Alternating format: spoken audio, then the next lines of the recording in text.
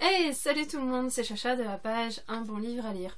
On se retrouve aujourd'hui pour le bilan lecture numéro 25. Alors je suis hyper décalée, je suis hyper en retard, donc ça risque d'être vachement confus quand même dans mes bilans. Je m'en excuse vraiment d'avance, j'ai énormément de retard sur les vidéos, autant les chroniques je suis complètement à jour, mais alors les vidéos c'est une horreur. Donc je vous tourne les bilans lecture avec à peu près 3 mois de retard. Donc m'en voulez pas trop si c'est un peu fouillis, et surtout n'hésitez pas à vous référer à mon blog pour avoir l'avis écrit qui était fait quasiment tout de suite après la lecture, donc qui sera beaucoup plus clair et beaucoup plus détaillé. Ça va être très compliqué.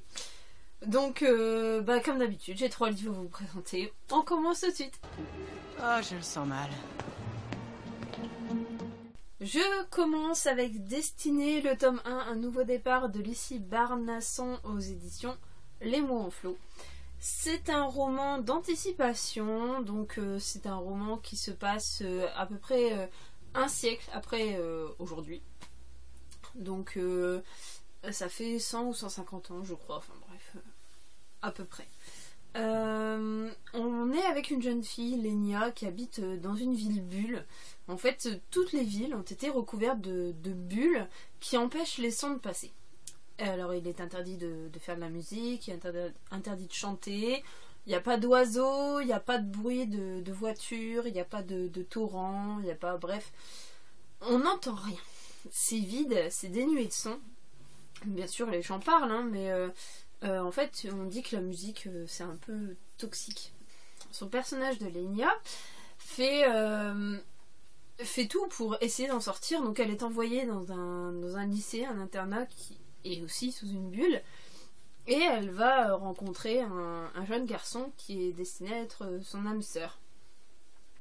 Donc en fait, c'est un peu spécial. Ils ont des pouvoirs un peu spéciaux qui datent d'avant, de notre époque en fait. Et ouais, j'ai vachement bien aimé ma lecture. J'ai trouvé quelques petits rapprochements avec une saga vampiresque. J'ai trouvé sympa. On sent clairement que l'auteur, je veux pas dire s'en est inspiré, mais a beaucoup aimé cette saga et ça se ressent. Moi j'ai beaucoup aimé la façon dont c'était amené, avec ces histoires de bulles sans son, tout ça, qu'il pouvait faire de la magie, qu'il y avait vraiment... En plus, sur la fin, tout le dénouement autour du personnage pour savoir pourquoi elle, pourquoi eux, alors que d'habitude, c'est plutôt deux personnes du même sexe qui sont âmes sœurs, parce qu'en fait, des âmes sœurs, c'est pas normalement des âmes sœurs amoureuses, c'est des âmes sœurs meilleures amies du monde. Donc voilà. Donc moi, j'ai beaucoup aimé ma lecture. Ça a été... une belle découverte pour moi, vraiment j'aimerais bien avoir le tome 2, faudrait que j'y pense.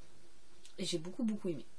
Voilà, je peux vous le conseiller vraiment dans le genre anticipation, ça passe très bien, ça passe crème entre young adulte et adulte.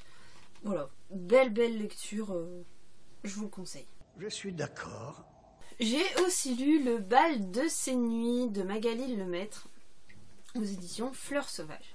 Alors celui-ci, je l'ai eu en numérique. Alors là, c'est pareil, si je me souviens bien de l'histoire, on se retrouve dans un groupe de personnes qui se retrouvaient pour faire des fêtes, pour sortir, pour décompresser toujours ensemble. Puis il y a des couples qui se sont formés, où il y a des conjoints qui sont arrivés, tout ça. Et en fait, il s'est passé qu'une fois après une fête, il y a une femme qui est morte. Et ils se disent que c'est forcément quelqu'un de la fête, mais qui? Donc c'est forcément un d'eux. Donc ça amène le doute sur... c'est pas un huis clos, mais du coup ça amène le doute sur un groupe de personnes seulement, et pas sur le premier serial killer qui passerait dans la rue.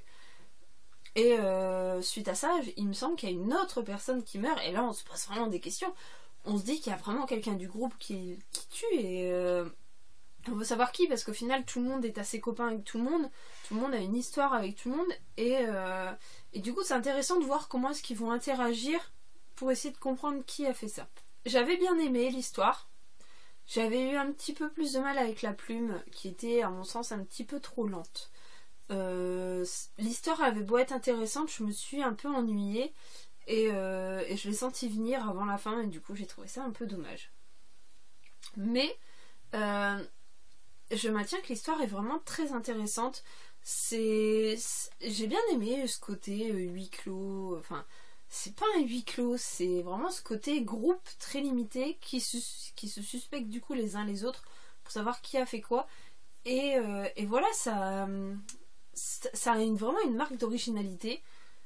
C'est vrai que voilà, il y avait une certaine lenteur que moi ça m'a vraiment un peu embêtée, mais néanmoins ça a resté une très bonne lecture. J'ai apprécié ma lecture dans l'ensemble.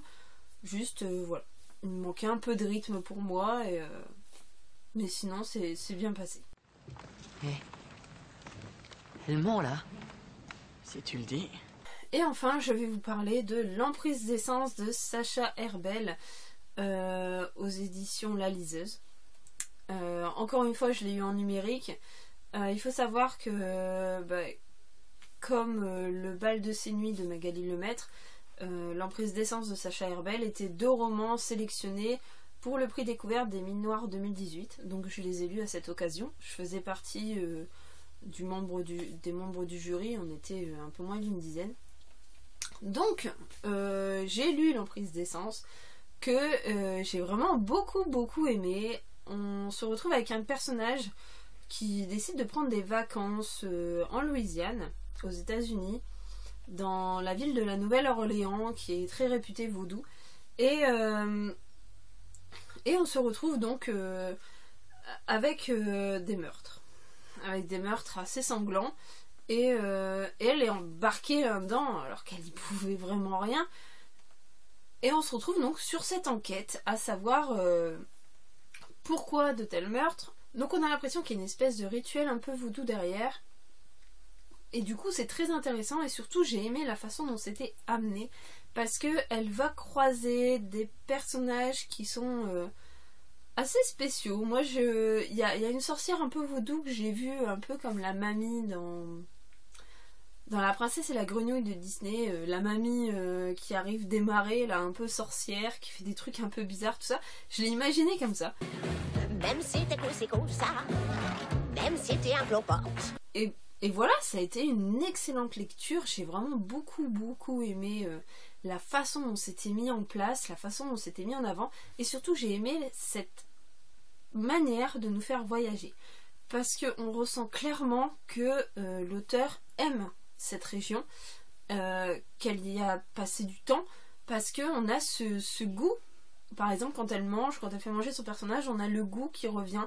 Elle arrive à mettre des mots sur le goût de la nourriture, sur la couleur qu'il y a dans la rue, sur les devantures des magasins. On sent vraiment qu'elle y a été et on voyage avec elle, et c'est hyper agréable. C'est vraiment on est embarqué avec elle. Moi j'ai vraiment adoré ce voyage au cœur de la Louisiane. C'est vraiment quelque chose de très intéressant. Et il y a tout ce côté enquête autour du vaudou qui est très agréable, qui est très original aussi, parce qu'on en croise rarement. Et voilà, j'ai beaucoup aimé ce roman de Sacha Herbel, qui est le premier. Je sais qu'il y a une suite qui est prévue cette année. Donc retenez bien L'Emprise d'essence de Sacha Herbel, parce que il y a une suite et il faut absolument que vous la lisiez. Il faut absolument que vous ne passiez pas à côté de cette petite pépite qui sort du lot de tout ce qu'on lit d'habitude, et vraiment c'est un régal. Voilà pour mon bilan lecture numéro 25. J'espère vous avoir convaincu avec certaines lectures. Surtout n'hésitez pas à me donner votre avis, à me tenir au courant de vos lectures, de vos envies, et puis voilà, de discuter un petit peu. C'est effrayant comme le temps passe vite quand on s'amuse. On se retrouve très bientôt sur la chaîne Un bon livre à lire. Bye bye. On ne vous retient pas, nous n'avons plus besoin de vos services. Merci.